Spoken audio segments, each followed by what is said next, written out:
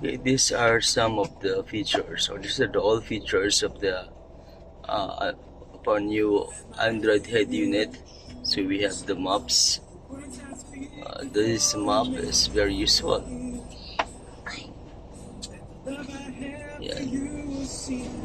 May update siya. Hindi ko na-update ito kanina. Yes, then meron din tayong car, auxiliary, USB video. Pwede kasi maglagay ng USB.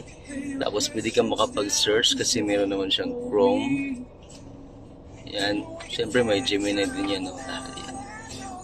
Okay.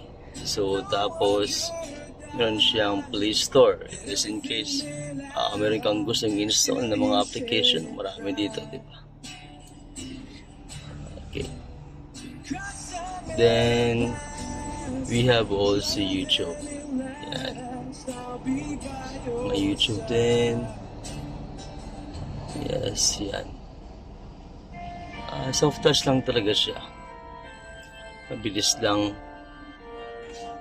yung response niya. Tapos balik tayo. Meron tayong Android Auto.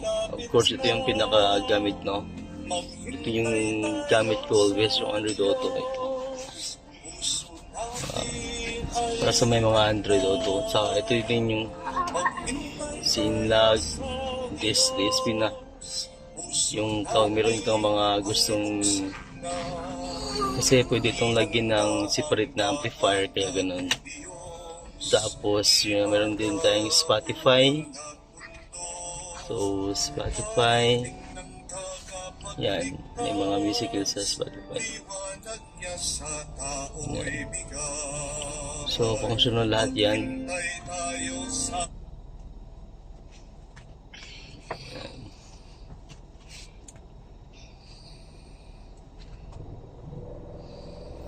So, siyempre,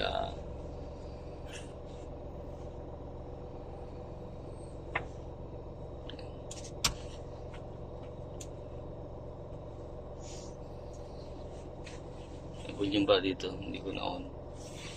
Tapos ito yung menus na volume. Then,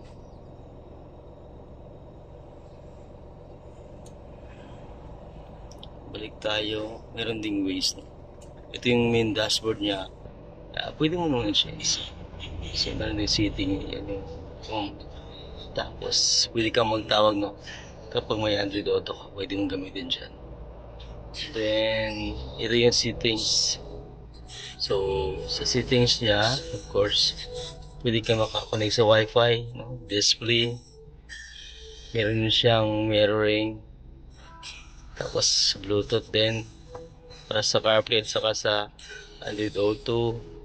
Pwede ka rin maka-hotspot, volume, application, marami pong pwede mong reverse mode, no? Sakaling mag-install kayo ng rear camera, panel kill at saka maraming pang ito.